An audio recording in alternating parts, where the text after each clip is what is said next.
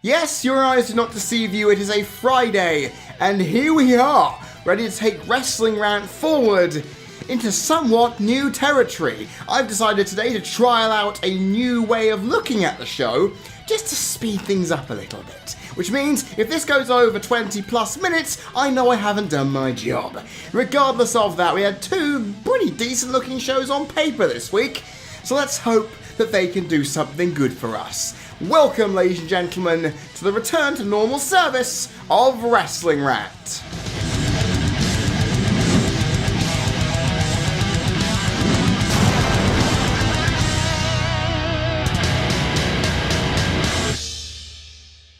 The new format that I'm trialling this week is going to be something simple. Instead of looking at both Raw and SmackDown in depth, segment by segment, I'm instead going to be focusing on the best 3 and the worst 3 things to come out of the shows. Meaning, I only really have to highlight and praise what I need to, and rant heavily on what I have to give 3 strikes to. And you never know, those worst things may not actually get strikes at all, because that's just how this format works. And of course, if a show does get 3 strikes anyway, then it gives the other one a better chance of succeeding.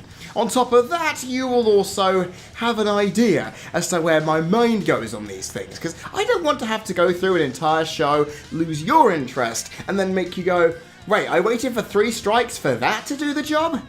You never know. Anyway, let's focus on the shows at hand here and go straight into Monday Night Raw, and it started off with the best segment on the entire show this week. Obviously, I think outside of the end of SmackDown, it ended up being the best thing on WWE television this week.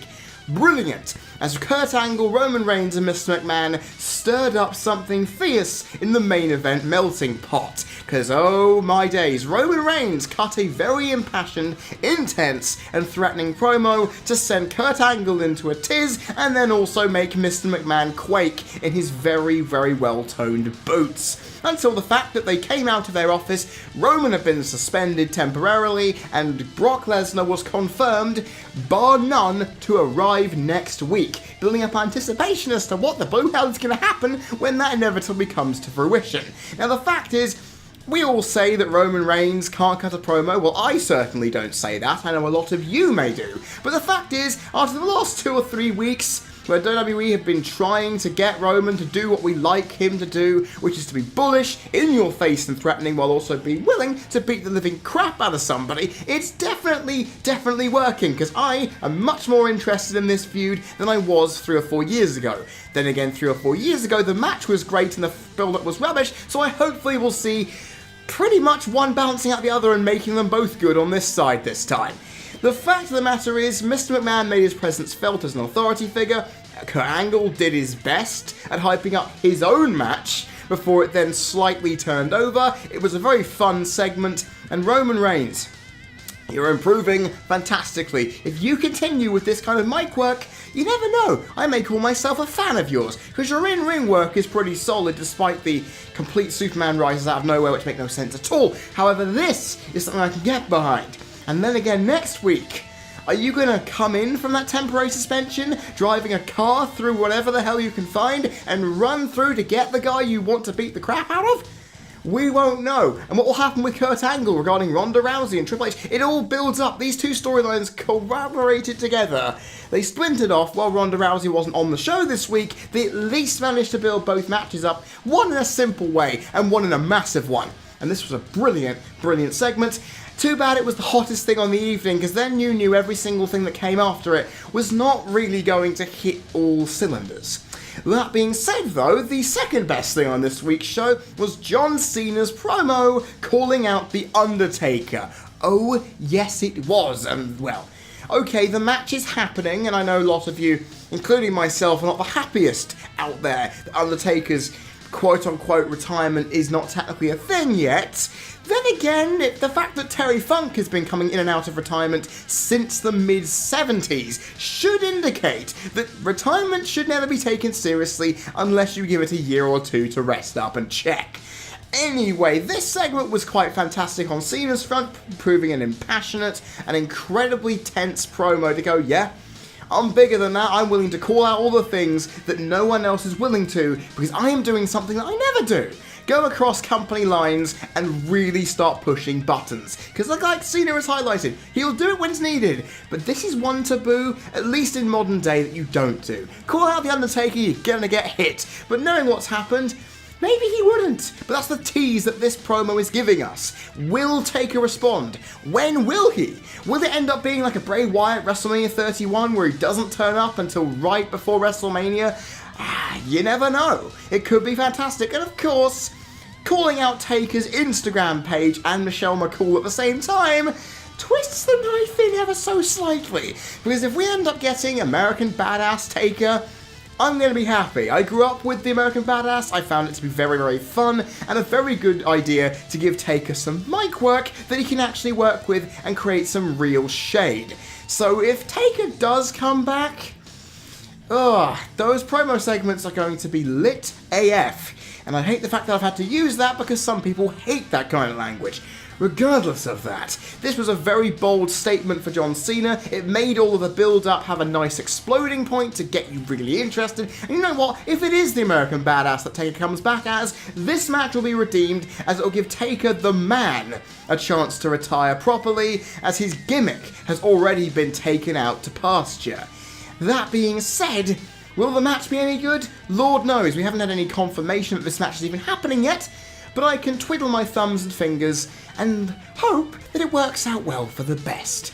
If not, we're going to be slightly screwed, folks, and that's not bad. I mean, the rest of the WrestleMania card looks solid enough on paper so where I can let this slide a little. Then again, I will be sitting in the crowd at New Orleans, meaning I won't be able to take a break without potentially missing something. Good lord. Regardless of that, the segment was very good. It got me interested in a match that up until this point I really wasn't that enthusiastic about, so I'll give John Cena the credit for doing the one thing that John Cena can do: inject his ferocity promo game into it and make me care. That's all I need to know. And the final good segment on Raw this week, at least very good Raw segment anyway, was surprisingly the Tag Team Battle Royale. Simply because, okay, it was going to be a decent match on paper, but it was actually Braun Strowman that made this thing utterly fantastic. He won a Tag Team Battle Royal by himself.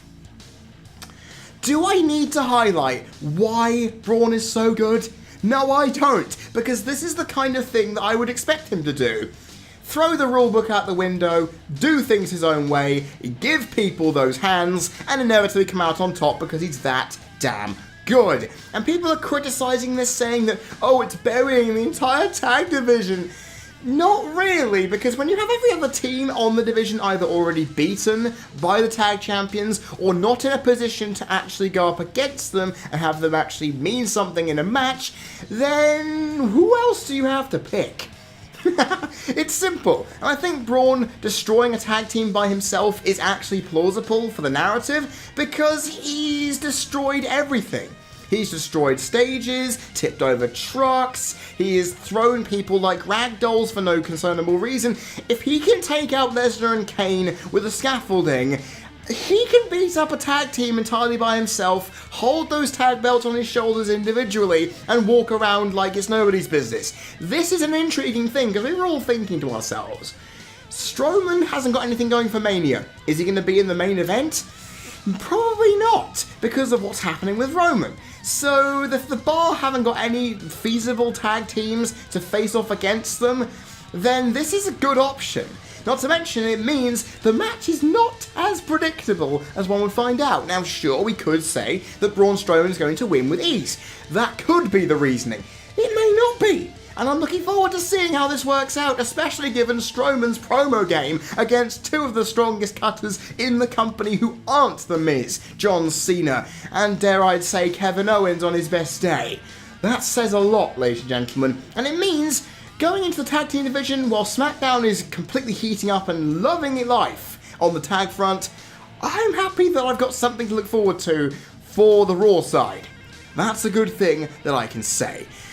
However, the one thing I can say now is that the good vibes are going as we now have to look at the bad things, and sadly, One of those bad things does also focus on Braun Strowman. It was the build-up promo that he did beforehand in this match that really grinded my gears, and I'm going to give it a strike. I am not a huge fan of phone promos. You know this. I'm not a huge fan of the on-screen graphics. You obviously know this because I've been ranting about them since they bloody well came in. However, what annoyed me even more, as noted by a strike I gave a few weeks back, is that, well, Braun Strowman is best served on the mic in front of a live audience with his ingenuity to give his promos that extra bite, enthusiasm and charisma. Scripted promos backstage, however, are not his strongest suit. I gave a promo that he did in similar fashion, a strike. So it's no surprise I'd give one here. The segment I felt was pointless, having piano appear in the Raw font in big letters did nothing, and it ruined the aura of mystique and domineering effect that you'd want from a Braun Strowman promo. Braun Strowman. He's like a giant scarecrow, except he comes to life and beats the crap out of you. Yes, but the promos don't work with his character. He works with just shouting at people very loudly and threatening them with stuff that becomes catchphrases. That is Strowman's promo game, and I want that to be kept for the future. So it's a strike here for obvious reasons. Makes valid sense, I guess. We then move on to the second strike of the evening, Finn Balor versus Seth Rollins. Now, I know a lot of you are thinking, well, hold on a second, Fred, that match was actually pretty good. Yes, it was. There's a small problem with that, though. And I'm not a huge fan of matches happening without any storyline implications. I mentioned that earlier on, didn't I? Because if a match like this happens, and it's good in ring, that's brilliant. But it's doing nothing to fuel the feud between The Miz and these two combatants. Now, sure, you could highlight that the Miz TV promo basically got Balor and Rollins against each other rather than focusing on the Miz because the Miz is a conniving, charismatic arsehole, and that's exactly what we need. However, the match itself was just as standard as the rest of their matches have been together. They're great in ring contests, but without the psychological edge. I didn't really enjoy this one as much as their prior bouts. And that's the thing, it was a match that I felt didn't serve a purpose other than padding out the show at the top of the hour. That's all it was. And honestly, okay, you can think it's a good match, and I'm not going to take that away from you, but it's the reasoning. It's the depth behind why the match is taking place and what that leads on to next week that will inevitably give me the position to give it a strike. That's just how it is. And of course, that's all I can say about it. It's a strike-worthy match because nothing was served from it. And we move on to the final poor segment, Nia Jax versus a jobber with all the backstage shenanigans to go along with it. Now, this segment and its entire spin-off had a substance to it. It had a function and it worked out well. Outside of that, however, it just was eerily on the side of cringy than intense, so to speak. Because Nia Jax being emotional as hell and screaming, I'm not sure how I can feel about that. I didn't know how to feel. I wanted to feel enthused that we're finally getting this feud boiling over into something interesting, but at the same time, it just felt forced and unnatural, and overall it didn't seem normal. I mean, people are going to criticise, oh, Nia Jax crying diminishes her mystique. No, it doesn't. Because for the storyline, this makes sense to make her a sympathetic babyface. But okay, the function worked, the promo served a purpose, but at the same time, it also in execution did not have the exact tone that I was wanting from it. It's not going to get a strike, because it means Nia Jax's sympathetic character going after an absolute bitch is going to be so fun. And we know this is only the starting block for it. It's going to be fun week to week seeing Alexa escape from a pissed off Jax. We're looking forward to seeing that. I just hope it's going to be executed a little better. Because remember what happened with Bayley, where the conniving bitch of Bliss went up against the basically clean as hell Bayley, and inevitably they didn't cross over charismatically as you'd think, and the tone was completely off and skewed. This is the same kind of thing that I think is going to happen here, but Nia Jax has a more domineering presence, and it should make it better. This segment, like I've said, worked on a structural front, just in execution wasn't the cleanest thing in the world. And as you can see, Raw came out with only 2 strikes this week, and I'm feeling very pleased about that.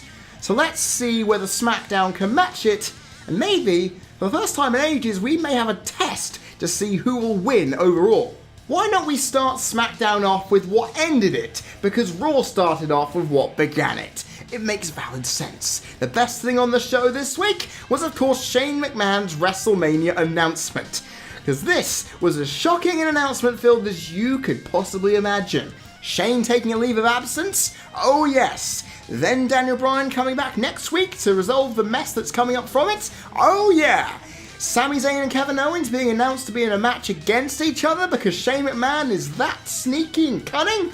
Oh yeah! And of course the best thing in it, Zayn and Owens beating the ever-loving crap out of the Commissioner. And when I say that, they bloody did. Chair around the throat, into the post, and a pop-up powerbomb onto a metal grating backstage, which legitimately looked like it knocked the wind out of the Commissioner himself. Oh, this segment was just fun because it reminds me why I love people attacking each other backstage, because it makes it feel authentic, it makes it feel ruthless and aggressive, and honestly, it makes the antagonism between two foes ever more real. I just wish they did it every time of the year instead of leaving it for WrestleMania for ultimate tone bringing. That being said, I am a little confused with how this setup for the match went, that Kevin Owens was ranting about Sami Zayn and blaming it all on Shane beforehand, yet teamed with Sami anyway to attack him? I don't really see how that works, and it is the one damper on this entire segment because it was as intense, dramatic, and shocking as it could be, which is what I want.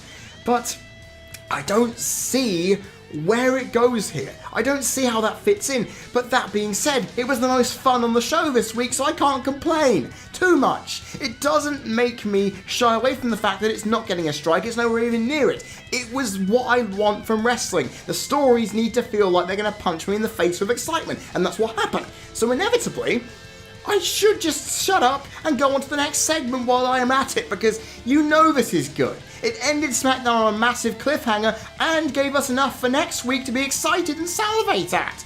That's all I need, and SmackDown, if that was your end of the show, what else did you have in it to get me excited? Because we don't want it to be a one-note, one-trick pony, do we? After the last few weeks, I can understand why. We have the next best thing coming forward in-ring contests. First off with AJ Styles versus Rusev. Now, I'm going to say this right out of the bat that this match was as good as it could be between Rusev and AJ Styles. It lived up to expectations and ended in a way where Rusev actually looked good coming out of it, as it ended in a DQ thanks to Aiden English getting involved. Nakamura was at ringside as well, playing his part, leaving Styles to be beaten up a little bit before coming in and attacking for good measure himself to save him. And of course, not just that, helping Styles to the back afterwards and saying, look, I'll help you out all you want, but come WrestleMania, all the bets are off. Need of the face, new champion, you gotta be careful. I will assist you just so we can remain on the same page, so when we go to Mania we can knock 6 bells out of each other and make it all good. That sowed a little bit of extra intrigue. You could tell at Fastlane that AJ Styles was pissed off with Nakamura saying, knee to the face, I'm going to win at WrestleMania. It's like, please just stop it, okay? Because Styles is starting to get apprehensive that he is being wormed into the brain by one charismatic motherfucker, and it's working. Which means you don't need the bill to work for this. Should be all fine, I guess, right? This match was fun, Rusev looked good, Styles looked good, Nakamura worked for the story, the match served its purpose, and Aiden English, yep, doing his usual stick, and I'm enjoying it more and more each week. Well done, sir. We next move on to the final good thing that happened on SmackDown this week. It happened to be another match, so to speak. It was Jey Uso and Big E versus the Bludgeon Brothers. Now, considering the promo beforehand also factors into this, I've got to say, these two teams taking each other with respect and all seriousness to go after the Bludgeon Brothers and then get annihilated? Storytelling, I am being absolutely loved here. This is exactly what I want. The Bludgeon Brothers now seem like utter threats and that nothing can stop them, while two teams who were at each other's throats for most of the last year solidified the respect that came after their Hell in a Cell pay-per-view bout and teamed up in the face of adversity. This is great. This is fantastic. I don't know what kind of match they're going to have at WrestleMania, but these three teams are going to knock the freaking roof off the place. It's going to be the sleeper hit of the night, guaranteed, people, and this segment just did its job. Harper and Rowan looked incredible, Big E looked like a strong fighting babyface, as did Jay, and it was really nice to see. It was simple in execution and delivery, and I can't complain. It was really, really fun. However, what isn't fun is looking at the negatives of SmackDown this week, and that starts off with, well, what kicked the show off to begin with? Styles and Nakamura's promo. Now, given the hype that people have for this, I can understand why the tense and uneasy nature of this promo, with the confidence of Styles coming through to showcase his incredible desire as champion, was fine. I feel, though, that the segment just died on arrival for me, because it was taken way too slowly, way too seriously, and I feel that Nakamura couldn't keep up. He had enough room to do his usual spiel, but it felt quite tired. I'm okay with it when he's using it just off on the side to get into Styles' head, but when he uses it bluntly to his face, without a knee involved, it's a little bit anticlimactic, and on top of that, I just really didn't feel this segment clicked. It wasn't terrible by any situation. It's much like the segment with Nia Jax and Alexa Bliss that happened after her jobber squash. It was there and served a purpose, but I feel in execution it wasn't the most accurate thing in the whole world. That's fine by me, it's nothing terrible, it did its job, I can't complain, so it's not getting a strike. But I feel, unlike some other things that happened on this show this week, it just wasn't really what I expected. And as a result, it ends up here. We then follow on to the other worst thing, but this does get a strike. Because, let me tell you, you can do Nakamura versus Styles in that opening promo. That's fine. Doing it again for the second bloody time with Charlotte and Asuka, no, I'm not a fan of this. The hype for this match is definitely there. I am looking forward to seeing it, but this was more awkward and stilted than the one that came before it from the men. And it was meant to feel epic, but it just didn't. And Asuka didn't do her best, and neither did Charlotte. It just floundered a little. We got most of our hype out of our systems at Fastlane, and we got Asuka on Raw this past week. So I felt a little bit overexposed 3 days in a row to Asuka, but that's not a problem. I feel the promo was just a very big disappointment. These two were meant to do this gladiatorial stare down and shooting barbs at one another, and it just did not work. For me, these two are better off interfering in matches, striking fear into each other backstage, knowing what is inevitably going to be coming. That's what I would like to see, and inevitably, I hope this is just the low point in the feud, because if it goes and gets better from here, brilliant. But Asuka's debut on SmackDown wasn't the best one, and Charlotte has definitely done better in her promo game. Let's hope it improves next week, that's all I can say. And the final negative, which gets the final strike of the evening, leaving it on 2, the same as Monday Night Raw, Carmella versus Naomi. What purpose did this match serve, other than just being there? Because okay, you may say, well actually, Naomi got screwed, or was it Becky who got screwed, at the pay-per-view by Carmella, meaning inevitably that it works? But then again, Carmella got the pin and it was Natalya who caused the distraction. Yeah, you see, when I put that into perspective, it means this match was just there to give these two something to do. The crowd were dead on their feet, despite the athleticism being solid enough to make it somewhat exciting. But the match, like I've mentioned, didn't have a purpose. And these women are pretty much going to be in the Battle Royal on WrestleMania weekend, which of course, I have to point out, is not going to be named after the Fabulous Moolah anymore. Brilliant! I just wish that Snickers were not the ones who forced the hand, showing that we really don't have enough power in the scheme of things. Maybe I should buy some shares in WWE and then become a real voice of reason. Ha ha ha! Bit too much, I'd say. Regardless of that, this match was okay as an in-ring contest, but just like the Balor vs. Rollins match, if there's no substance to why it exists in the first place, it gets a strike. And that leaves me with a little bit of a difficult decision to make. Which show wins this week? For me, this week, In a surprise in all hell, SmackDown actually came out okay this week. It won the whole thing. I feel on some occasions, outside of some big moments, Raw felt a bit laborious and a bit tired. Understandably, they've already had a week of build starting, meaning SmackDown is feeling much more fresher. But the factor is, okay, you had Bayley and Sasha twisting the knife in a little more, and the Sheamus and Cesaro continuing promo segments, bartering away, teasing a superstar shakeup, even Elias walking out of his performance.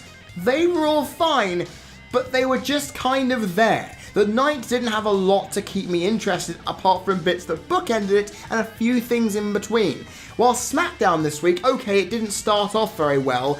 The promos weren't that great, but the matches themselves. We had Rude and Mahal, and involved Randy Orton as well. We had a good amount of Nakamura Stars action, and okay, being a shorter show helps. But I felt that this SmackDown felt seismic. Things were starting to be built, stuff was happening, and it made me realise that actually, even if Raw was good this week, SmackDown, like I said, was fresh enough and re-energized enough to where I actually felt enthusiastic about watching it. So SmackDown, you win this week. Which is amazing, because this is the first time that Raw has done relatively well and you come out on top with it. It makes it a lot easier for me to go at these bits, because now this new format's around, I have to actually think about things a lot more cleanly than just which one had the less strike segments, which ones had the better segments. It's all about the execution of the show and how it comes through, to me. And of course I'm going to be there in New Orleans on the Raw after WrestleMania and the SmackDown after WrestleMania, so I'm hoping I get to see all the good things in that. All should be good. So as you can see, SmackDown has gained a point for the first time in what seems like an age. I know they have a long way to go, but next week, anything can happen now, because SmackDown's put their nail on Raw's potential coffin. Let's hope they can nail in the few extra it needs to regain composure in this year's race between the brand supremacies. There we go, ladies and gentlemen. Wrestling Rant is over this week. What are your opinions on the show? Put them down there in the comments section. And of course, if you do not want to miss next week's show, which will be at a regular time, either on Saturday or on a Thursday, depending on how I feel about where it needs to fit in the schedule, you have to click the subscribe button down there and you will not miss a thing. Of course, also, there's a Friday flashback coming up soon. Fantastic! And on that note, I have been Freddie Thomas, you've been people watching, this has been another edition of Wrestling Rant for the CC Network, and I will see you all next time.